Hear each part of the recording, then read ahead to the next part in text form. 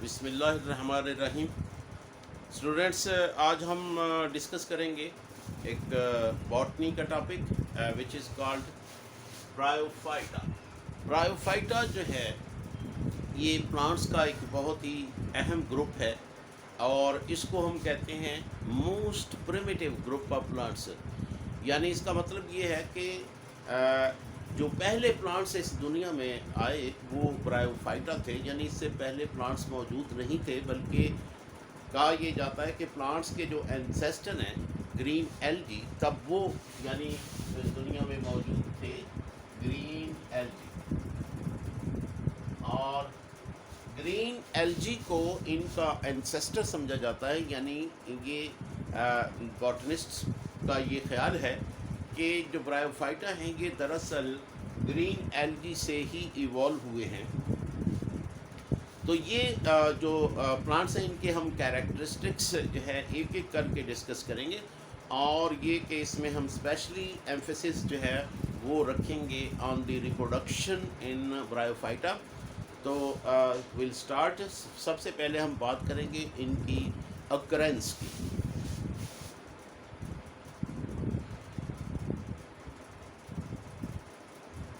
तो अकरेंस से मुराद है कि ये प्लांट्स कहाँ कहाँ पाए जाते हैं। ये प्लांट्स एक्चुअली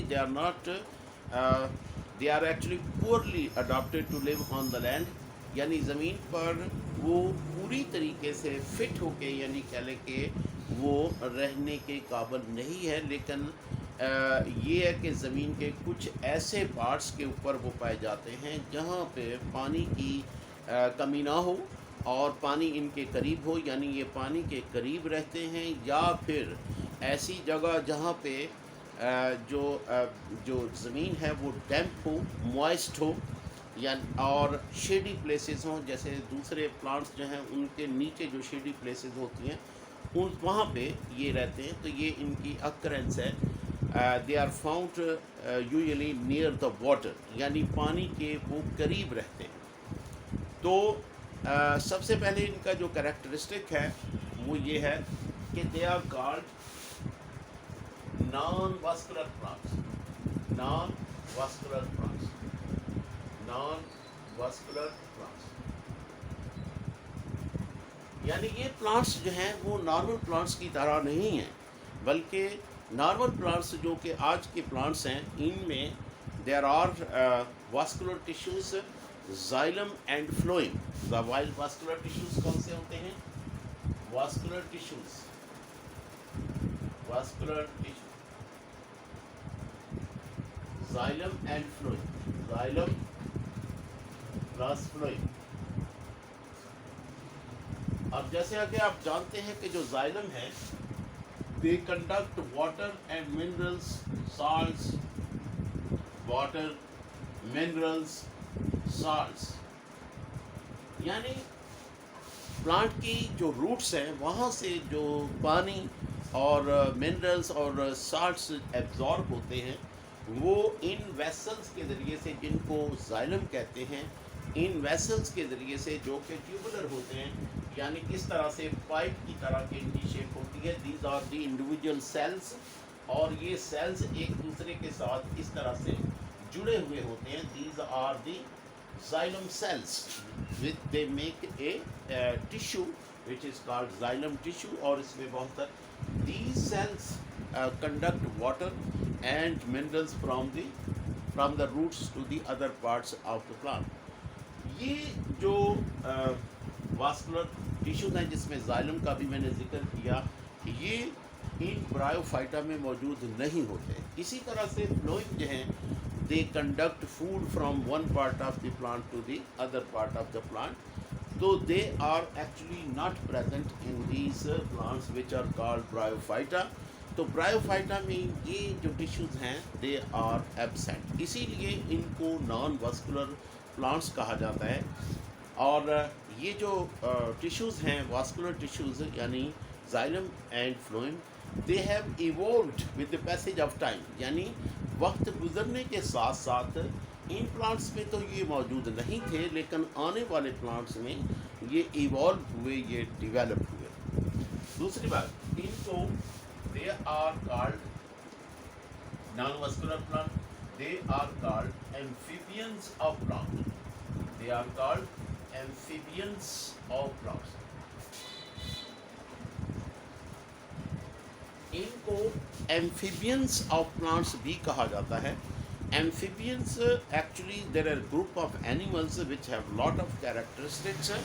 उसमें एक कैरेक्टरिस्टिक आपने पढ़ा होगा कि जो एम्फीबियंस होते हैं they mostly amphibians have external fertilization, यानी the fertilization through the medium of water, यानी पानी के ज़रिए से उनकी फर्टिलाइजेशन होती है, एक्सटर्नल फर्टिलाइजेशन होती है. जैसे कि आपने देखा होगा कि जो फ्रॉग्स होते हैं उनकी फर्टिलाइजेशन यानी उनकी ब्रीडिंग का एक सीज़न होता है, और वो सीज़न होता है रेनी सीज़न.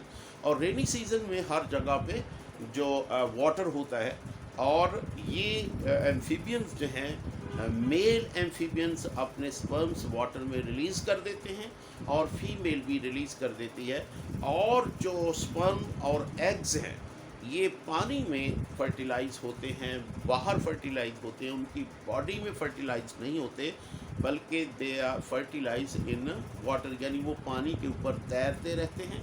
और जैसे ही उनको मौका मिलता है स्पर्म और एग को वो फर्टिलाइज कर जाते हैं और जाइगोट बनता है. तो ये जो इनका कैरेक्टरिस्टिक है, यही कैरेक्टरिस्टिक ब्रायोफाइटा में भी पाया जाता है कि इनमें जो फर्टिलाइजेशन होती है वो पानी के ज़रिए से होती है. अभी हम उसको एक्सप्लेन भी करेंगे. तो इसीलिए इनको एम्फीबियंस ऑफ प्लांट्स कहा जाता है कि ये प्लांट के एम्फीबियंस वो प्लांट्स हैं जिनकी फर्टिलाइजेशन एक्सटर्नल यानी पानी के अंदर होती है और पानी के ज़रिए से होती है. ठीक है. अब उसके बाद हम बात करेंगे इसकी कुछ बॉडी की, कि बॉडी किस तरह की होती है ब्रायोफाइटा की. तो इसका बॉडी स्ट्रक्चर इसकी बात करेंगे. Body structure, body structure. तो इनका जो बॉडी स्ट्रक्चर होता है ये एक्चुअली थैलाइड होता है. थैलाइड. और थैलाइड क्या चीज़ है? थैलाइड एक्चुअली ऐसे ऑर्गेनिज्म को या ऐसे स्ट्रक्चर को कहते हैं जिसमें रूट्स, शूट्स या स्टेम को डिफरेंशिएट ना किया जा सके कि ये प्लांट तो है, लग तो रहा है ये प्लांट है, लेकिन इसमें जो लीव्स हैं वो किधर हैं, इसकी रूट्स किधर हैं, इसके स्टेम किधर हैं. तो आपको ये चीज़ें उसमें नज़र नहीं आएंगी. ऐसे स्ट्रक्चर को, ऐसे प्लांट्स को हम थैलाइड कहते हैं. जैसे मिसाल के तौर पर ये हमारे पास ज़मीन है, यानी ये अर्थ है, अर्थ की सरफेस है, और इसके ऊपर जो प्लांट्स हैं ये इस तरह से ये.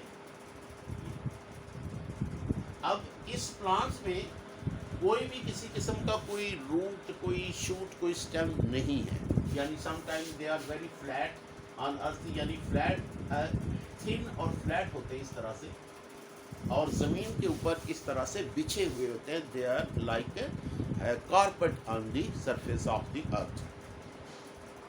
तो इनकी बॉडी जो है वो थैलाइड होती है, यानी इनमें रूट्स, ट्रू रूट्स पहले, ना ही ट्रू रूट्स होती हैं, ना ही ट्रू लीव्स होते हैं, ना ही ट्रू स्टेम होते हैं. अच्छा, ये तो हो गया अगला कैरेक्टरिस्टिक. उसके बाद यानी जो इसके बाद जो इसका जो अगला कैरेक्टरिस्टिक है वो ये है कि they have root like structure. Root like structure called rhizoid. यानी इनमें रूट्स तो नहीं होती, लेकिन रूट से मिलता जुलता एक स्ट्रक्चर होता है जिसको हम राइजॉइड कहते हैं. These are the extension of the cells of the body of Bryophyta, यानी ब्रायोफाइटा के सेल्स की जो है एक्सटेंशन है. और ये जो है they are hair like structure, और बिल्कुल ये रूट की तरह ही होते हैं, but they are not true root because the structure which are present in the true root are absent. यानी ट्रू रूट जो है उसको, यानी जब हम डिफाइन करते हैं तो उसके अंदर जो कंडीशनल स्ट्रक्चर्स हैं जो मस्ट होने चाहिए वो इसमें मौजूद नहीं हैं, इसलिए हम इसको ट्रू रूट नहीं कहते बल्कि रूट लाइक स्ट्रक्चर कहते हैं, राइजोइड। अब ये पौधे के इन पौधों के दो तरीके से काम आता है।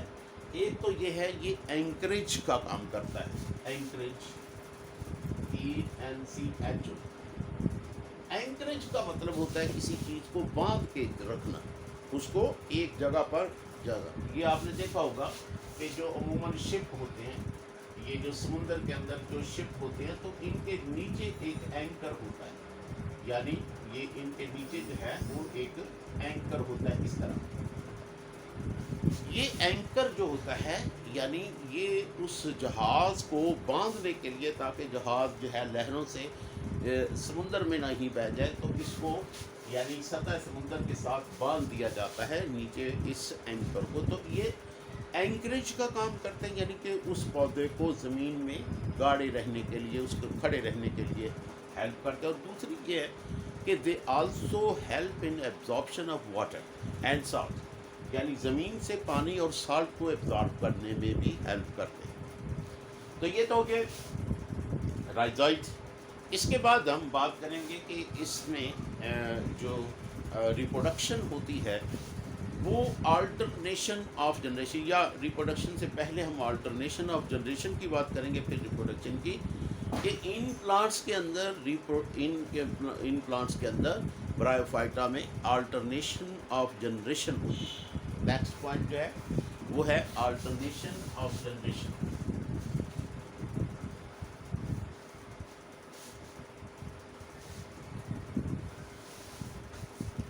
तो नेक्स्ट पॉइंट है alternation of generation, alternation of generation,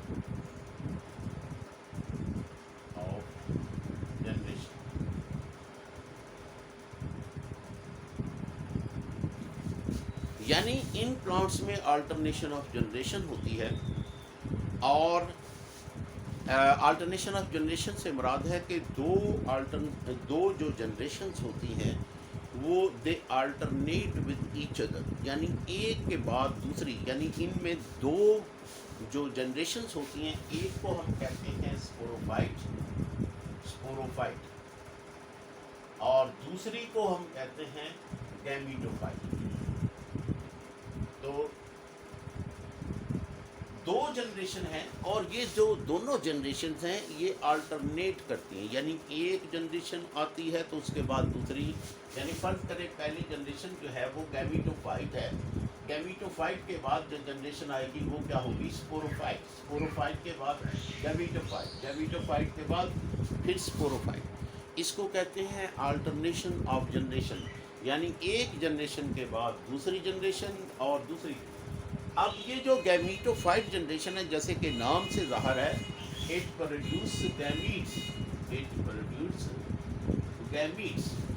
और जो दूसरी जनरेशन है it is called sporophyte and it produce spores, यानी इसको स्पोरोफाइट इसलिए कहा जाता है कि ये स्पोर्स प्रोड्यूस करती है, और गैमीटोफाइट को इसलिए गैमीटोफाइट कहा जाता है कि ये गैमीट्स प्रोड्यूस करती है। अब इनमें ये किस तरह से होती है, मैं अभी आपको इसको एक्सप्लेन करता हूँ कि इसमें जो है अल्टरनेशन ऑफ जनरेशन कैसे होती है, और यानी इन अल्टरनेशन ऑफ जनरेशन के ज़रिए से इनमें रिप्रोडक्शन कैसे होती है। ठीक है, अभी हम इसकी बात करेंगे कि इनमें अल्टरनेशन ऑफ जनरेशन। सबसे पहली बात यह है कि इसमें जो गैमीटोफाइट जनरेशन है ये बहुत ही इम्पॉर्टेंट यानी पॉइंट है, इसको जहन में बिठा लें कि ब्रायोफाइटा प्लांट्स में जो गैमीटोफाइट जनरेशन होती है ये डोमिनेंट होती है, ये डोमिनेंट। ये मैं आपको इसलिए कह रहा हूँ कि ये बहुत ही इम्पॉर्टेंट पॉइंट है, क्योंकि जो एंजियोस्पर्म्स हैं, फ्लावरिंग प्लांट्स हैं, इनमें जो डोमिनेंट जनरेशन होती है वो स्पोरोफाइट होती है। तो अमूमन स्टूडेंट्स के जहन में ये बात बैठी होती है कि स्पोरोफाइट जनरेशन जो है ये डोमिनेंट है, लेकिन जो ब्रायोफाइटा है इसमें ये उलट है। यानी इसमें जो गैमीटोफाइट जनरेशन है ये डोमिनेंट है, और स्पोरोफाइट जनरेशन जो है ये रिसेसिव। लेकिन याद रखें कि ये वो रिसेसिव नहीं जो मेंडल वाला रिसेसिव है कि एक जो है वो जो है ट्रेट अपीयर हो रहा है और एक बिल्कुल भी अपीयर नहीं हो रहा है। यहाँ पे डोमिनेंट से मुराद ये है कि ये जो प्लांट आपको नज़र आता है, जैसे मैंने अभी ये सरफेस ऑफ अर्थ के ऊपर ये जो प्लांट आपको नज़र आ रहा है, ये जो आपको प्लांट नज़र आ रहा है, वाजे नज़र आ रहा है, ये एक्चुअली गैमीटोफाइट।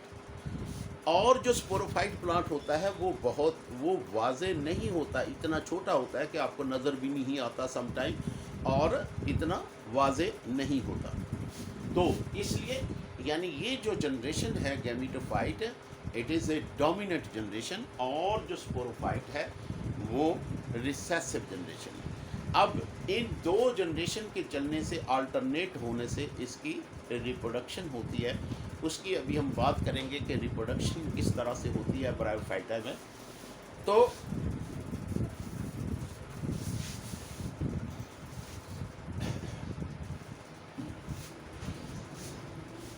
रिप्रोडक्शन कैसे होती है, देखिए सबसे पहले मैंने ये कहा आपसे कि जो गैमीटोफाइट जनरेशन है ब्रायोफाइटा में, ये क्या है, डोमिनेंट जनरेशन, यानी ये फर्क करें। और ये सरफेस ऑफ अर्थ है, और इसके ऊपर एक गैमीटोफाइट प्लांट, और ये गैमीटोफाइट प्लांट जैसे मैंने कहा कि इट इज इरेगुलर, इस तरह से प्लांट है।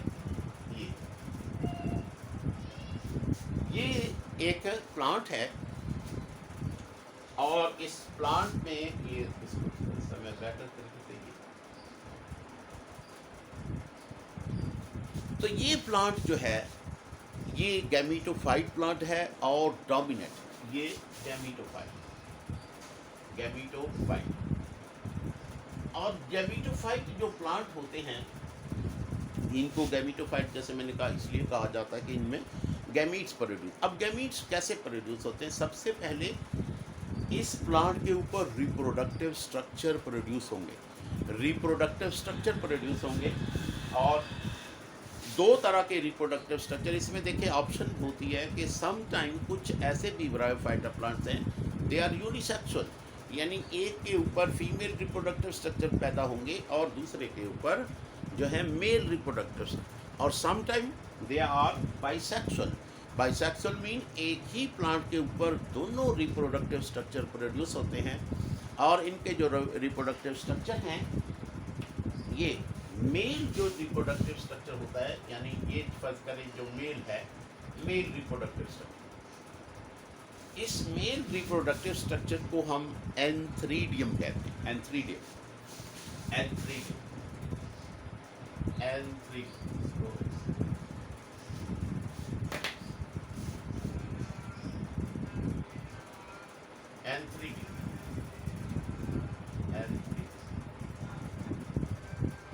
अब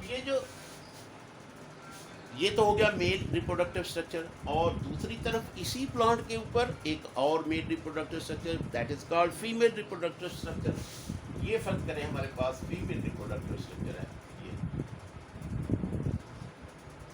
और इसको हम कहते हैं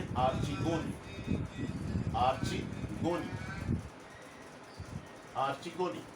ठीक है, तो आर्चिगोनियम जो है ये फीमेल रिप्रोडक्टिव स्ट्रक्चर है, और ये फीमेल गैमीट्स प्रोड्यूस करेगा। इट इज़ गैमीटोफाइट प्लांट, ये गैमीटोफाइट प्लांट है और इसमें गैमीट्स प्रोड्यूस होंगे।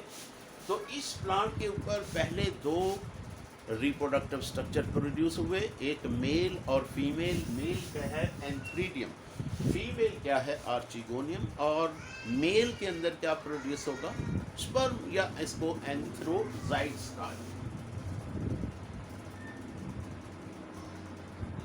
यानी मेल के अंदर बहुत सारे जो रिप्रोडक्टिव सेल्स हैं जिनको हम एंथ्रोजाइट्स कहा जाता है वो मौजूद होंगे, यानी इसके ऊपर बहुत सारे सेल्स प्रोड्यूस होंगे, गैमीट्स प्रोड्यूस होंगे जिनको हम एंथ्रोजाइट्स कहते हैं। एंथ्रोजाइट्स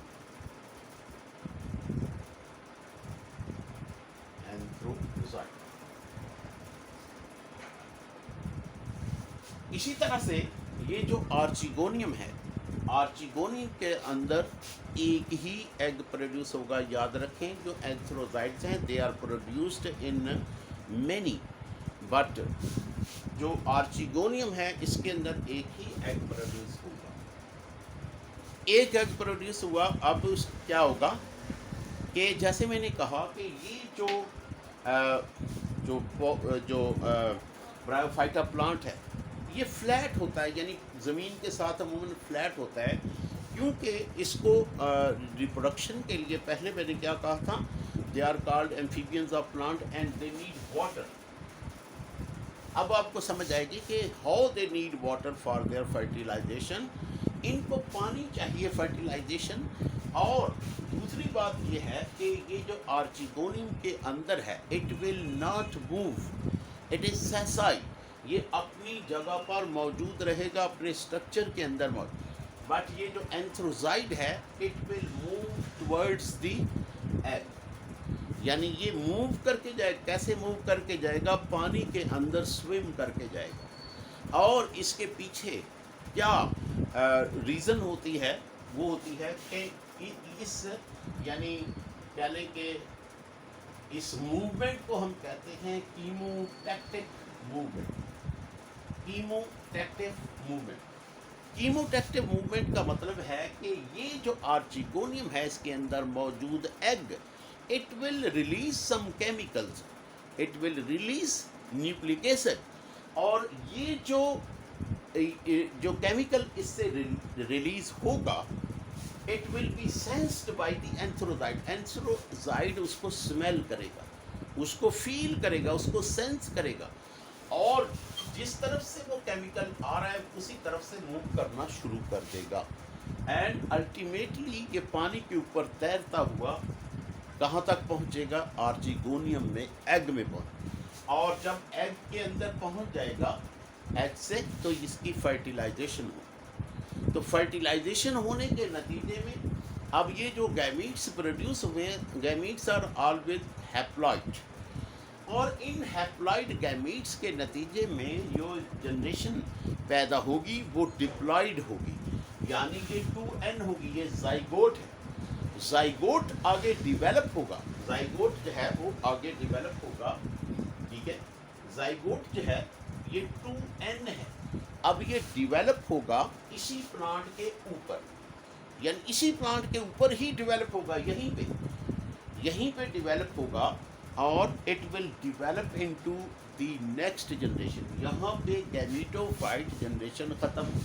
जैसे मैंने कहा गैमीटोफाइट जनरेशन के बाद क्या आएगा? स्पोरोफाइट। अब जो जनरेशन प्रोड्यूस होगी, और ये क्या है? 2n।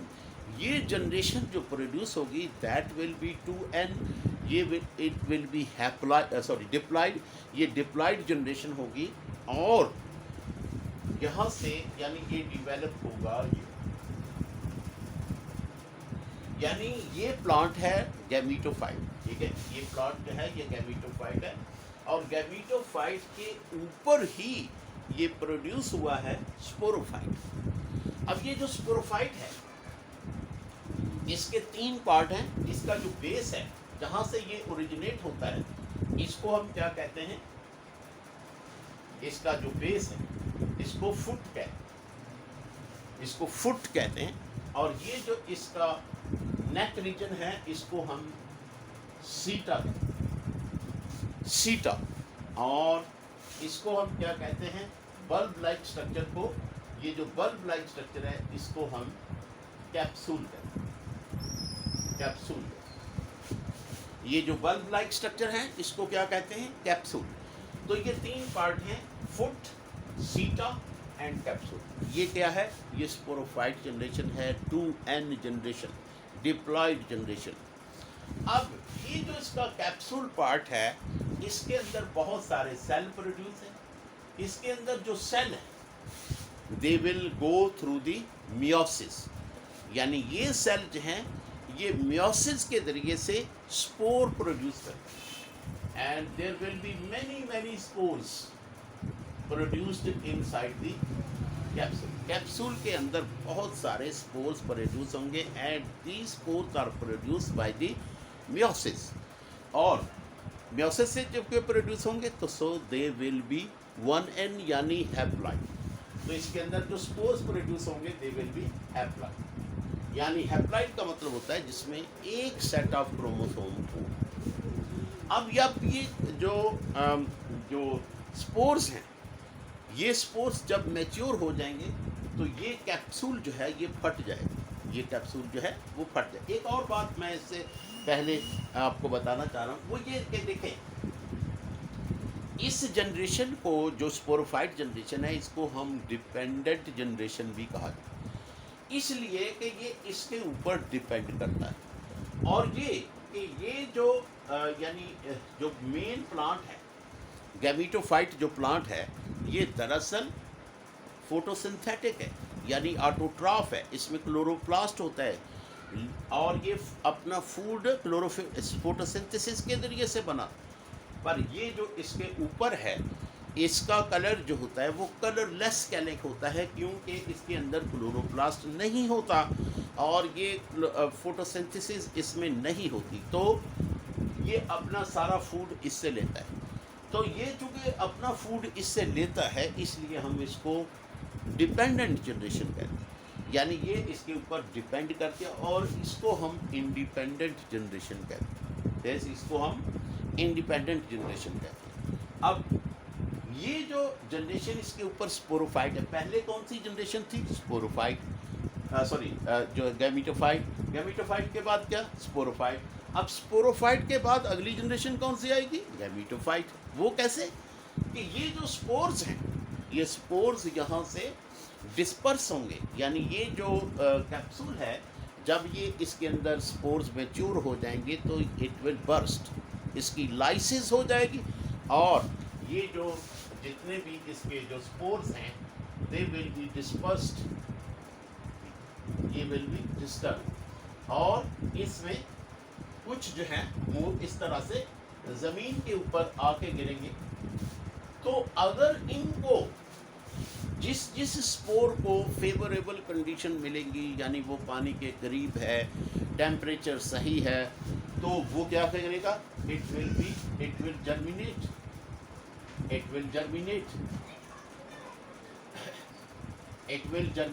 into the next generation which is called gametophyte।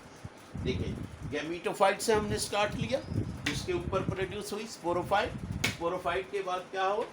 फिर उसके बाद गैमीटोफाइट। और ये जो गैमीटोफाइट जो है, यानी अब फिर वही इसी के ऊपर जो है रिप्रोडक्टिव स्ट्रक्चर डेवलप होंगे, आर्चिगोनियम और एंथ्रीडियम, फिर इनमें गैमीट्स प्रोड्यूस होंगे, फिर फर्टिलाइजेशन होगी और ये साइकिल चलेगी। यानी इसका एक ये लाइफ साइकिल है। इसको मैं ड्रॉ करके आपको बताता हूँ आसानी के लिए, इसकी मैं आपको ड्रॉ भी कर लेता हूँ। तो अब ये इसका life cycle, just in case अगर आपको यही पूछा जा सकता है कि draw the life cycle of bryophyta, तो मैं आपको इसको ड्रॉ करके भी दिखा दूँ।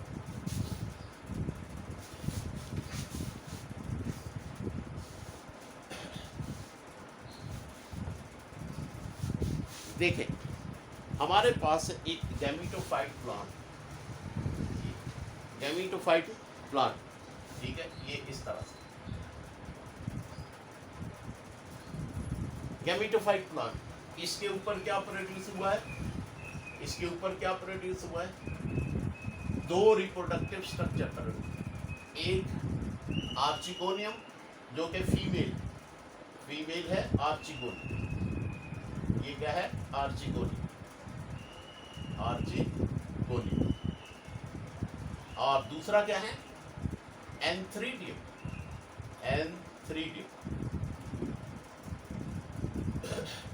अब एंथ्रीडियम के अंदर क्या प्रोड्यूस होगा? एंथ्रोजाइट्स, यानी इसमें एंथ्रोजाइट्स प्रोड्यूस, एंथ्रोजॉइट्स। और इसमें क्या प्रोड्यूस होगा? एग, ठीक है। और इनके बाद, यानी ये जनरेशन कौन सी है? ये गैमीटोफाइट जनरेशन। ये गैमीट्स प्रोड्यूस कर रही है, रिप्रोडक्टिव स्ट्रक्चर, और उसके अंदर गैमीट्स, और ये गैमीट्स आपस में फ्यूज हों। जब ये फ्यूज होंगे तो दे will produce the sporophyte generation.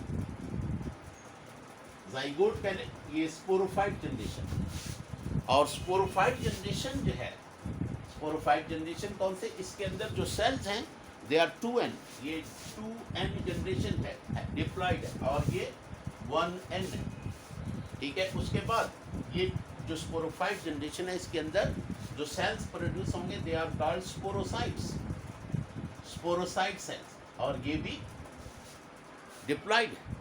और ये cells they will produce by the meiosis, meiosis के जरिए से क्या प्रोड्यूस करेंगे, स्पोर्स।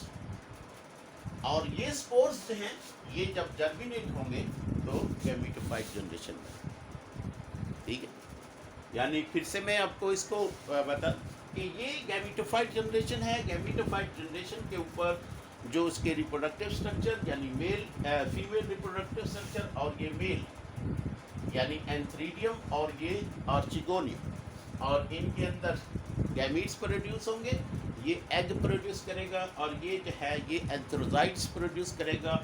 इनकी फर्टिलाइजेशन होगी, इनकी फर्टिलाइजेशन होगी, फर्टिलाइजेशन से ये जो जाइगोट बनेगा वो स्पोरोफाइट जनरेशन प्रोड्यूस करेगा।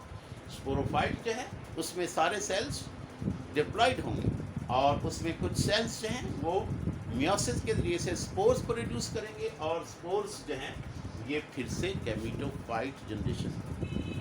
होपफुली आपको ये जो ब्रायोफाइटा का टॉपिक है अच्छे से समझ आ गया होगा। तो अगर आपको ये वीडियो पसंद आया हो तो प्लीज़ इस चैनल को